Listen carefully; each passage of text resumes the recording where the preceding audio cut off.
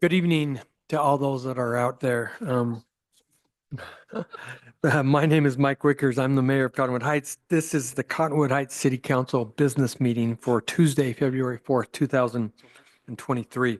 We're going to start our meeting with the Pledge of Allegiance, and I've asked our police chief, Robbie Russo, if he would lead us in that effort. Please stand if you're able. Repeat after me. I pledge allegiance to the States of America and to the republic for which it stands, one nation under God, indivisible, with liberty and justice for all. Thank you, Chief Russo. Item 3 on our agenda this evening is a citizen comment period. I do not have any comment cards here. Is there anybody online? Do we need to submit anything into the record, Jared? No. Okay. Well, then we are going to quickly move on to item 4, which is a standing quarterly report. Then we're going to, from our Administrative and Financial Services Director, Scott Jurgis.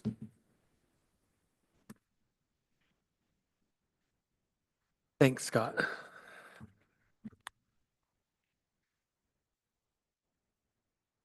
One day I'll have to get some intro music or something like that, so.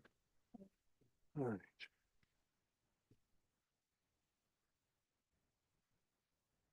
All right. So hopefully I can. Okay. All right, so I don't typically show you the property tax slide, but we receive all of our property taxes by the end of January. We've received 99% of our property taxes, so I figured I'd show you. So our budget is $8,279,000. We've received $8,291,000. We might receive a few thousand through the rest of the year in the form of delinquent taxes that come in, but we have 99% of our property taxes. So, and you can see that's a very stable source of property taxes. The increase that we had from 2018 to 2019 was the property tax that went into effect in the 2018 tax year, the 2019 fiscal year. But other than that, it's very, very stable as you go out. The average annual change, not including the 2019 year, is $52,271,000. So it doesn't change a heck of a lot in any of those years, that year being the only year we did the tax increase. Are there any questions related to property tax? You had kind of done an increase of 50,000 a year. This is a little bit higher. Yeah, that's my average guesstimation when we're going into budgeting and projections is 50,000 a year. And we're already above that from A little bit, what yep. we collected last year. Particular year, Yeah. we're just a tad in front of that. So, and The annexation of Tavachi, would we anticipate in a year's time that it'll go up significantly? so it will go up. I don't know if I would say it would be significantly. It's it's still a comparative to the whole. It is what it is. You might get maybe $150,000. I haven't done the analysis on the total net amount of new value that comes into the city, but it's all based on value. So, obviously those are more expensive homes and it would bring some more in. If the other annexation areas that are being studied were to come in, it's all based on value. So we would need to look at the values of those areas that are coming in and then we can give an estimate on what that would be. And we would have a pretty good estimate when we set our taxes in June, what the impacts of that would be. So.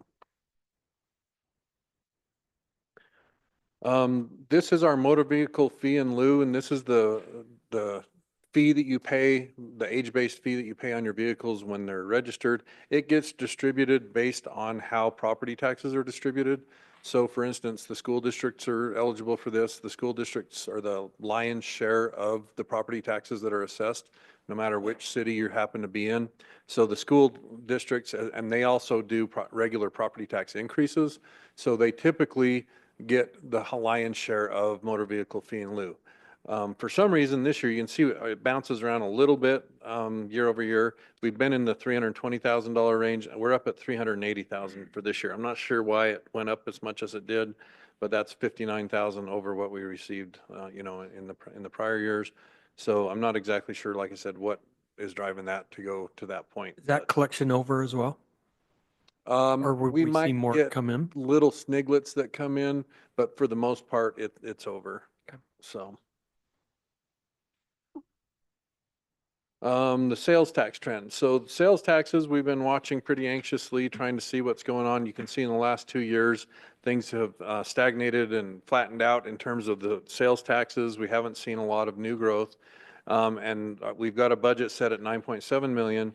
You can see that we're actually 44,000 behind our 2024. So this lighter blue color here, we're just slightly below at 44,000 below.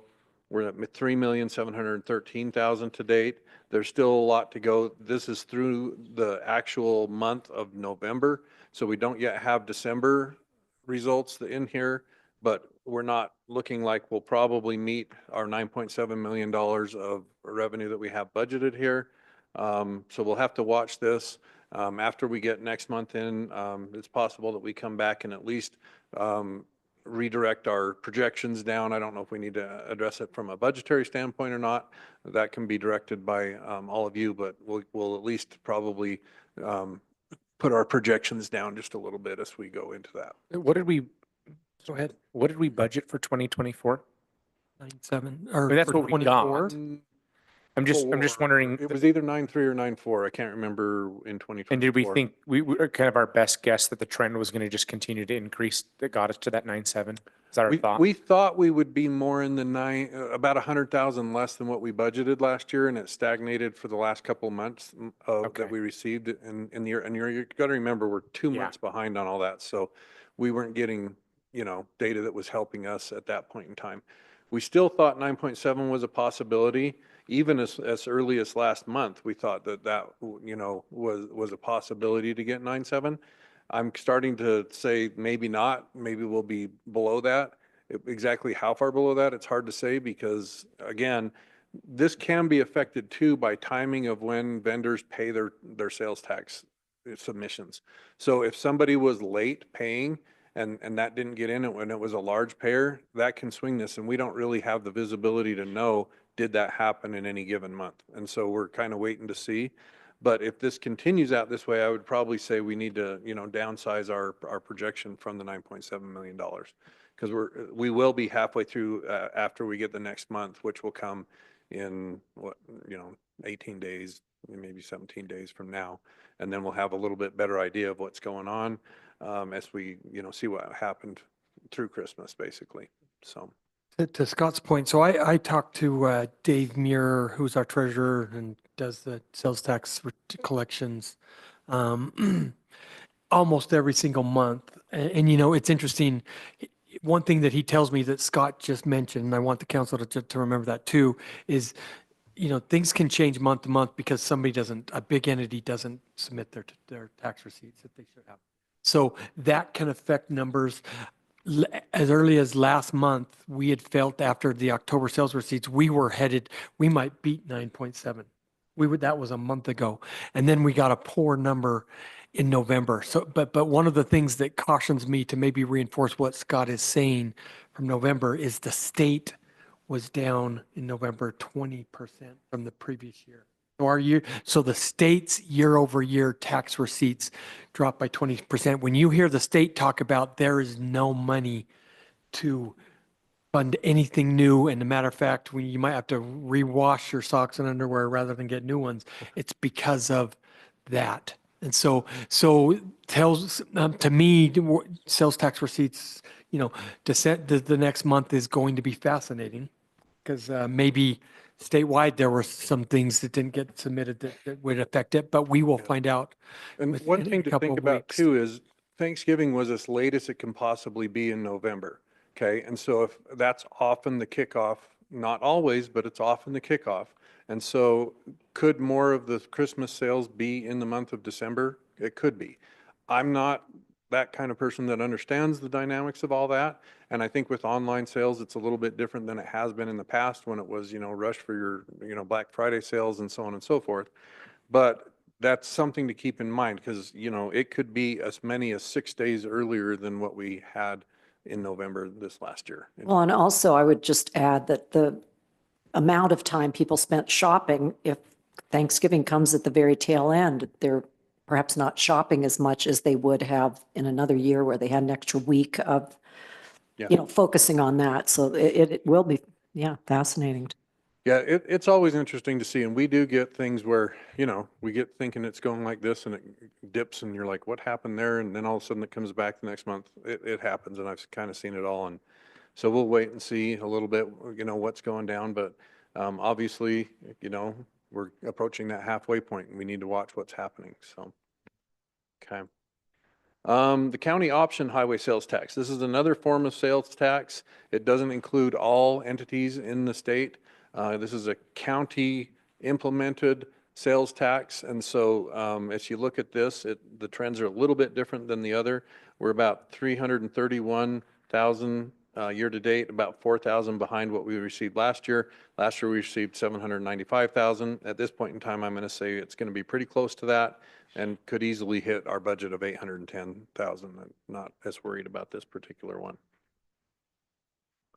Sorry, any questions before I move on? Okay.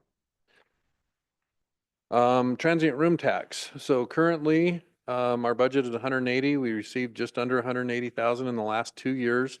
We're sitting about 4,000 over what we received in 2024. And this is a good example here. You can see the reporting month of October was much larger than the reporting month of October in the year before, and the reporting month of November was much smaller than the reporting month of November the year before. It's probably a timing issue from when the entity submitted their tax. Maybe it just missed the state tax commission cutoff of when they were able to get it into the distribution and so on and so forth. But that's a perfect example of, something that could, mess with those things on a month-to-month basis as you're looking at that. And over time, it evens itself out. So. The municipal energy tax, the last couple of years, we've been a little bit better than 2.5 million in terms of our collections. We've budgeted a little bit more than what we received in those last couple of years. And as you look at it, we're about 56,000 ahead of what we received there. And this, we are right at halfway through the year. So if you were to double that, we would be approximately maybe 2,620,000 if we, doubled that and figured we were going to, double our 56,000. So I think we're safe on that we're going to, meet that as we go through the year. We also know we had some cold days in January that is going to positively affect this, even though it's a negative on a household because their, use of natural gas might go up. So anyhow, any questions on this one? Although negated over the last few days when it's the True. snow's melting in the mountains. Yeah, when you get 60-degree days, you're not using as much, natural gas. So good and bad on all sides. The cable franchise tax, last couple of years, we've seen a decline, 322 to 314 to 291. We're actually sitting at 68,000. We only have 1 quarter collected. Again, this could potentially be affected by, timing. It's predominantly is Comcast that is feeding this, but there are other entities that could potentially feed this. We're 8,000 behind 2024. I think that this revenue hits us again later in February when we see our next quarterly payment in that. But we're not drastically outside of where we probably will. Got what a fiber provider fall into this bucket? Only cable TV. So they typically separate out data from the cable, and the cable companies have been getting better at doing that. So because we don't get to charge this on the data. So if you're getting a streaming service, you're probably not getting that. You're getting it on your cable TV. And that's another factor as people shift to streaming services, that's probably negatively affecting this tax as well. So. Class C road funds. So this, we get to count the periods that we receive. We don't necessarily get to count this all the way through June. So typically April is our last collection month in any given year. And so as you look at the past couple of years, we really have had, since 2021, some sharp increases as for this went up. And last year we received 1,570,000 and we're $28,000 ahead. Our budget set almost $100,000 less than what we actually received in last year. And you can see that the last, 4 periods that we collected in 2024 were quite high. So based on that, I'm going to think that we'll easily surpass this by 150 or so $1,000, maybe better than that as we go through the end of the year. Again, this doesn't matter what the gas prices are, it's just a cents per gallon. So usage is more of the factor on this one.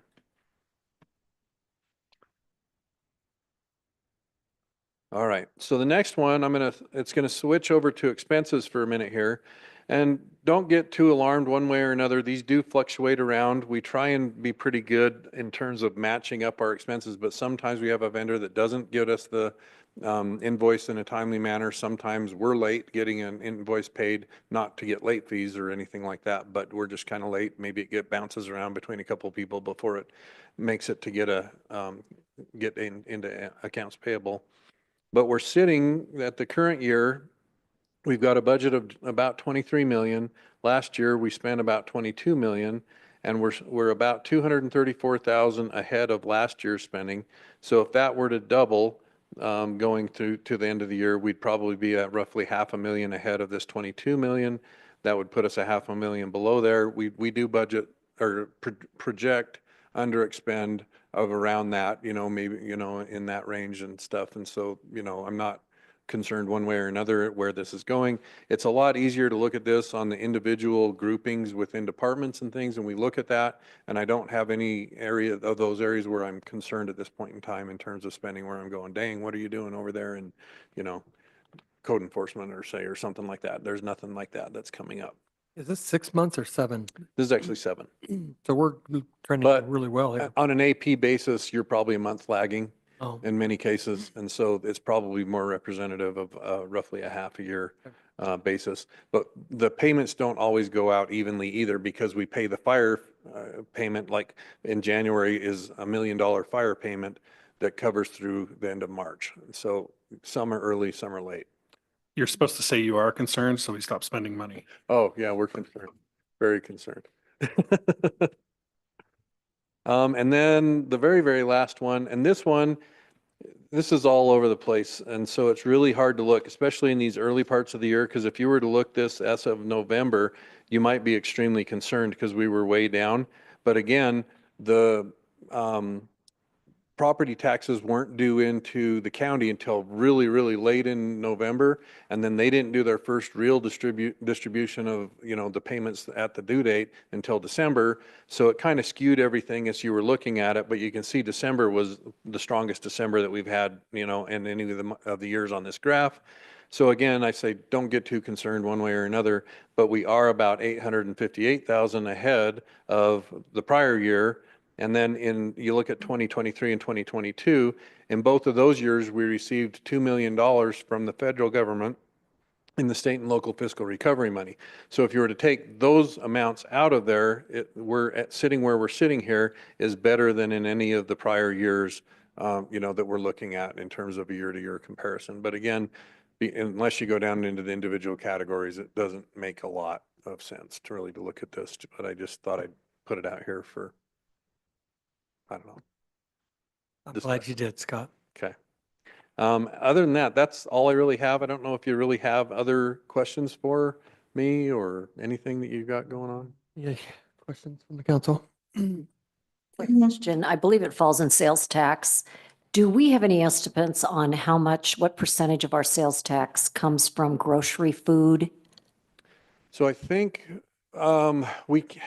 we can't necessarily give that information out, because unless there's 10 taxpayers of that category within the city, that's not something that we can actually give out and discuss in an open meeting. There's one person who can get that information in the city, and that's Dave Muir. I don't even have access to that information, and that's according to state statute and rules that they have on that, because we don't have 10 true grocery stores throughout our city, and that's kind of the magic number. I will say, one of the things that Dave has shared with me that I feel really good about is that Cottonwood Heights portion of the sales tax pool is not going down at all. Yeah. It's the state portion that's going down. And one reason why that hurts us, a city like Harriman, who is growing really fast, their population is now more than double ours, and yet their sales tax receipts are less. So they're 50% of that 1%. of sales tax is they're getting more of that and we're getting less of that. And we have fewer numbers of individuals in our households than like, say, Harriman, where they have larger families and younger families. So again, that population stuff works in their favor, even though they don't have a good tax base out in the area. So their point of sale within their city is not going to be as good in like a city like Harriman, as where we're going to be better. We're probably not as good as like, say, a Murray or a Sandy that has a little bit better tax base that's in their areas and stuff. But yeah, that's exactly right. I've wondered about broaching this subject with legislators. If it's been looked at, it probably hasn't in a long time. It's obviously not helping us. How it, you know, and sometimes I guess it helps other cities when they, maybe when they need it, when they're younger, I guess. But anyway, So, okay. okay. Thanks, Scott. Appreciate it. Okay, we're going to move on to item 5, which is 3 legislative action items, beginning with item 5.1, consideration of resolution 2025-06, approving amendment to an agreement with Road Safe Traffic Systems, Inc. for citywide striping services. We discussed this item earlier. Can I get about getting a motion for this item? I'll make the motion to table this item until further discussion is taking place. I'll second that. We have a motion to table the item from Councilmember Newell and a second from Councilmember Hyland. I'm sorry, from Councilmember Holton. Any other discussion? Okay, I'm gonna move to a vote. Actually, can we do roll call or do we have to go, I mean, can we do voice or do we have to do roll call? Let's do a voice vote. Okay, all in favor, say aye. Aye. Any opposed? Great, thank you. We're going to move on to item 5.2, consideration of resolution 2025-07, approving reappointments to the Historic Committee, with the opportunity to talk about these reappointments in our work session. Any other questions or comments from the council? Hearing none, I'll entertain a motion to approve resolution 2025-07, approving reappointments to the Historic Committee. I'll move to approve Resolution 2025-7 for the Historic Committee. I'll second. Motion to approve from Councilmember Hyland and a second from Councilmember Burrell. Final discussion? Call for the vote. Councilmember Holton, Yes. Councilmember Hyland, Yes. Councilmember Newell, Yes. Councilmember Burrell. Yes. And I will vote yes. Item 5.3, consideration of resolution 2025-08, declaring certain property surplus. We also discussed this item earlier. Any other questions or comments from the council? Entertain a motion to approve resolution 2025-08, declaring certain property surplus. Motion to approve 2025-08. Second. Motion to approve from Councilmember Holton and a second from Councilmember Hyland. Final comments.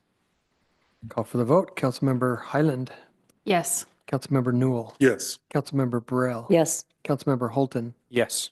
and I will vote yes. The last item on our agenda for this evening is item 6, the approval of the consent calendar, which is the minutes for the city council work session and business meeting for January 7th and January 21st, and then the minutes for our January 16th council retreat. Could I get a motion to approve the consent calendar? I'll make the motion to approve the consent calendar. I'll second. Motion to approve and a second. All in favor, say aye. Aye. Aye.